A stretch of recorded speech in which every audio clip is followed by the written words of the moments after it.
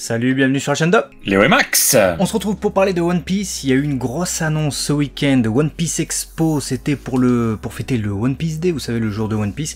Également les 25 ans de la série animée, 27 ans pour le manga. Du coup, on a eu pas mal de news, et notamment des news qui vont en ravir plus d'un au sujet de la nouvelle adaptation animée qui s'appelle The One Piece, voilà, super simple à retenir, normalement vous devriez vous en sortir, tout comme on espère que vous allez vous en sortir avec l'abonnement, voilà, déclenchez-moi la clochette, abonnez-vous les amis, d'autant que tu l'as dit, il y a eu beaucoup d'informations qui ont nécessairement tourné autour de One Piece avec ce One Piece Day, donc on fera un live cette semaine, donc surveillez bien, on reviendra sur beaucoup d'annonces qu'il y a eu, il y aura aussi des vidéos certainement sur notre autre chaîne Abaka, bref, beaucoup de choses autour de One Piece si vous aimez One Piece, on espère en tout cas si vous êtes sur cette vidéo, et effectivement ce projet, voilà, qui avait été annoncé par Wit Studio, donc reconnu pour son taf sur des séries notamment comme Shingeki no Kyojin, Attaque des Titans, Spy Family, nous a annoncé un reboot pour faire rapide de One Piece, alors que One Piece est toujours en cours de production en version animée avec la Toei Animation, donc c'est vraiment deux teams. Et on se disait, ouais, ok, super, grosse hype, mais qu'est-ce qu'on va avoir? Et ben là, avec une interview de plus de 20 minutes, on a des éléments de réponse. Des éléments de réponse, et à commencer par un premier élément qui est super important de vous transmettre. C'est pas une nouvelle adaptation de la série animée. C'est pas basé sur l'ancienne série animée, c'est pas un reboot de cette série animée, c'est pas un remake de cette série animée, c'est basé sur le manga. Donc c'est-à-dire c'est une nouvelle réinterprétation du manga d'Eiichiro Oda, et d'ailleurs cette nouvelle série animée se fait à la demande d'Eiichiro Oda qui voulait voir une série avec maintenant les techniques d'aujourd'hui et les studios comme Wit Studio, qui sont des studios qui ont vraiment fait leurs preuves, même si c'est un petit studio et jeune studio, d'avoir quelque chose de plus concis, plus rapide, parce que là pour quelqu'un qui voudrait découvrir One Piece actuellement avec la série animée de Toei Animation du coup, c'est plus de 1100 épisodes je crois. Ah ouais, on est plus de 1100 épisodes, au bas mot. Donc 1114, un truc comme ça. Donc c'est 25 ans de série animée. Donc voilà, ça permettra à une nouvelle génération de se replonger dedans, et aux fans évidemment comme nous, de la première heure peut-être, de redécouvrir une nouvelle série au goût du jour, et qui en plus aura une particularité très spéciale, c'est qu'elle ne sera pas chez un diffuseur de la télévision japonaise comme les Fuji TV pour la série Toei Animation, mais c'est Netflix qui diffusera donc cette série de One Piece à l'international. Ouais, Netflix qui du coup était à l'initiative de cette création. Ça fait quoi, 4-5 ans, si je me souviens bien de ce qui a été dit, qu'il y a eu une première approche, première négo autour de ça, forcément et nécessairement validée par Oda. Wit Studio, on vous l'a dit, et ils sont en train de créer quelque chose. Alors, est-ce que ça va être quelque chose qui vous fera rêver? Je sais pas, mais en tout cas, j'ai trouvé ça très novateur. Il y a même eu un conseil d'Eiichiro Oda qui leur a dit, on va revenir sur le staff juste après, plutôt que de reproduire fidèlement le manga, faites en sorte que votre équipe refasse avec leur propre style le manga, mais on voit quand même que c'est quelque chose d'assez compliqué, parce que quand tu regardes l'interview, tu vois notamment Kyoji Asano, qui est le character designer et qui sera du coup le chef de l'animation, et il disait ouais, il faut à tout prix qu'en 2 mois je sache dessiner Eiichiro Oda. Faut que naturellement je sache taper les différentes expressions des différents personnages, etc. Donc ça va être c'est un vrai challenge, je pense, pour eux, que de créer leur propre identité, tout en ayant cette impression qu'on est sur un truc hyper fidèle au manga et émanant d'Oda, quoi. Donc c'est un beau challenge pour eux, je pense. Justement, c'est l'occasion de présenter les membres du staff, puisqu'ils nous sont présentés dans cette vidéo que vous avez en description. Le réalisateur du coup de cette série de One Piece sera Masashi Koizuka, qui a travaillé sur Shingeki no Kyojin, donc l'Attaque des Titans, et Moonrise. On a celui que tu as présenté tout à l'heure, donc le character designer Kyoji Asano, qui a lui bossé également sur Shingeki no Kyojin, mais aussi sur Spy Family, donc il est character design des premières saisons de SNK et de Spy Family. Ryoma Kawamura, lui, est le producteur de l'animation. Donc il va un peu chapeauter tout ça. Il a travaillé aussi sur Moonrise et SNK. Et on a le membre du board de Wit Studio, Tetsuya Nakatake, qui a travaillé aussi sur Shingeki. Donc pour tous ceux qui ont vu les premières saisons de SNK, c'est vraiment une vraiment bonne nouvelle que de découvrir ce staff là. Et également sur Kotetsujo no Kabaneli, donc forteresse d'acier Kabaneli, qui est un train en acier en fait. Une série que j'avais vue et qui est magnifique.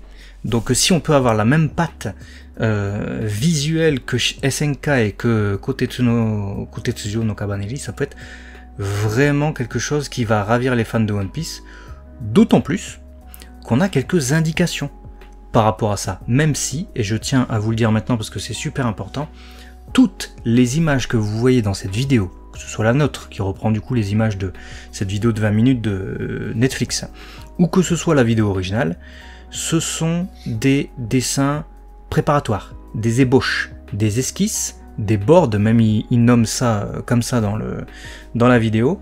Ce sont donc, comme au cinéma, des dessins faits en amont, dans la pré-production, qui serviront de base de modèle pour ensuite créer ce qu'on aura comme contenu véritablement dans la série animée.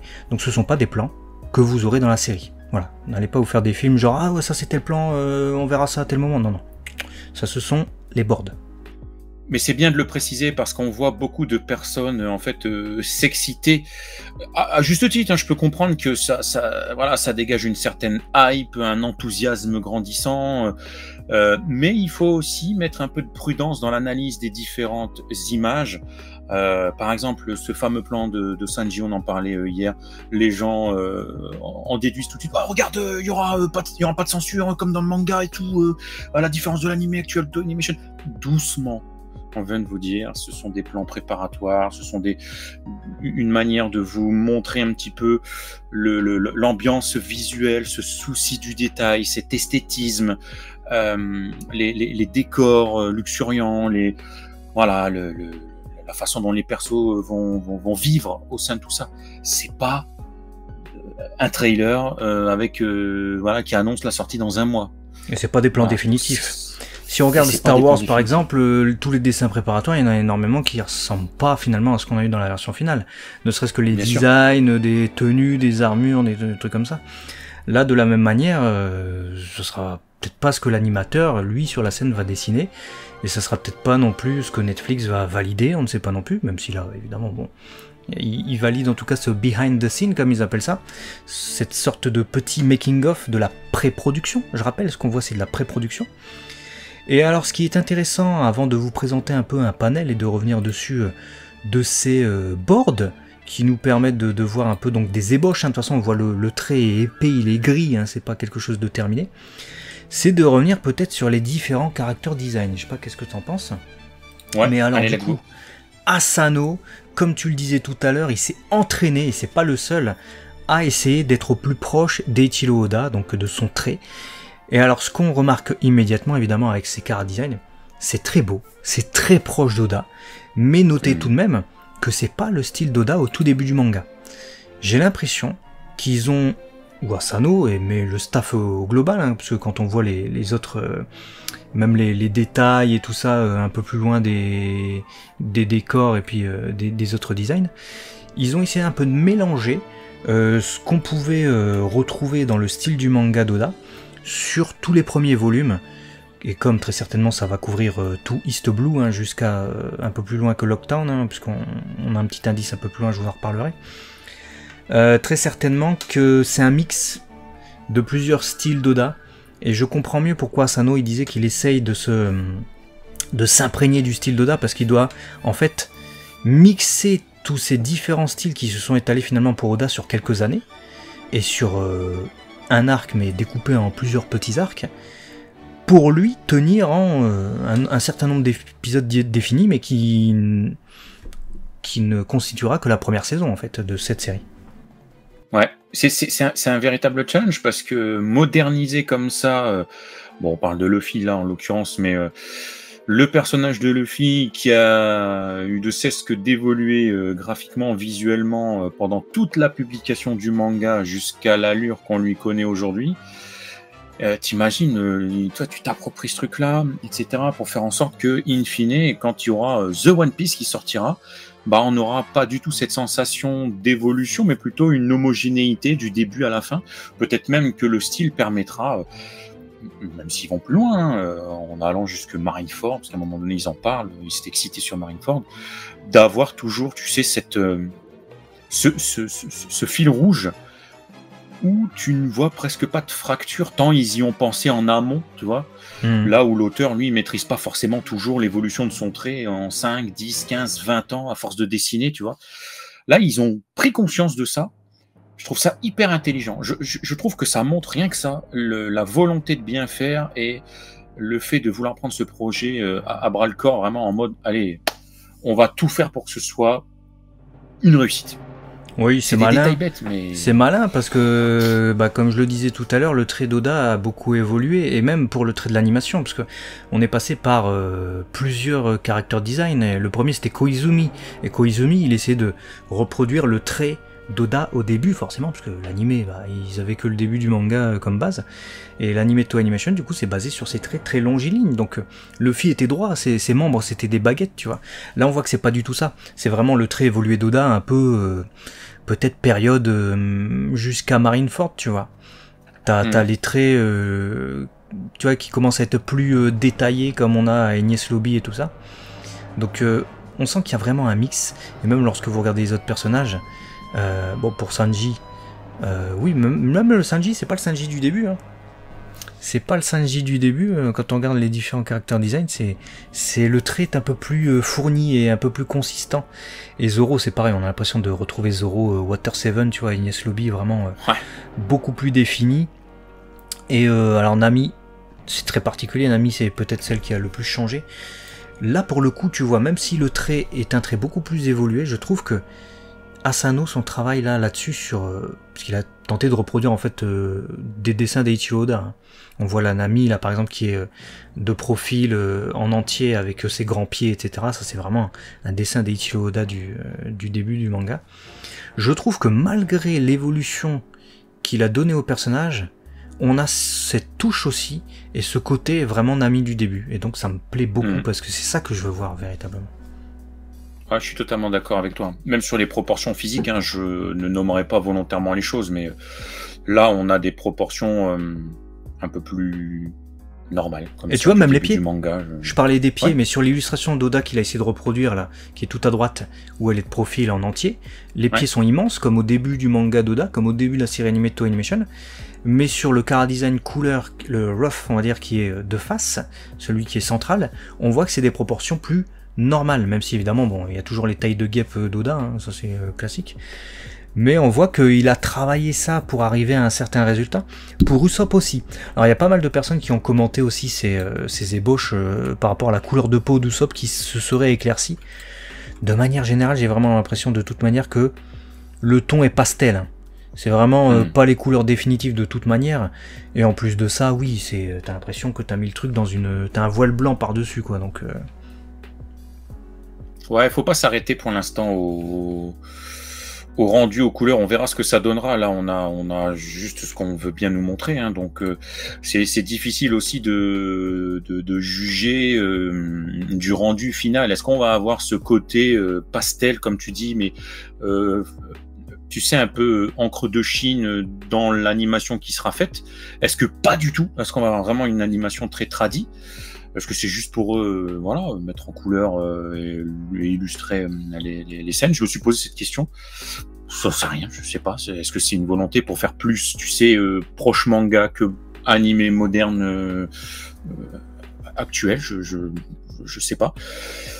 On peut se poser la question. Mais moi, en tout cas, de ce que je vois, j'ai été surpris de manière générale, hein. Je vous montre plusieurs plans. Et tu me diras ce que tu en penses. Mais c'est véritablement cette sensation d'avoir un manga animé, en fait. Mais vraiment, tous les détails, quoi, les objets, même à un moment donné, je sais plus comment il s'appelle, mais il y en a un qui parle, il s'occupe des lieux.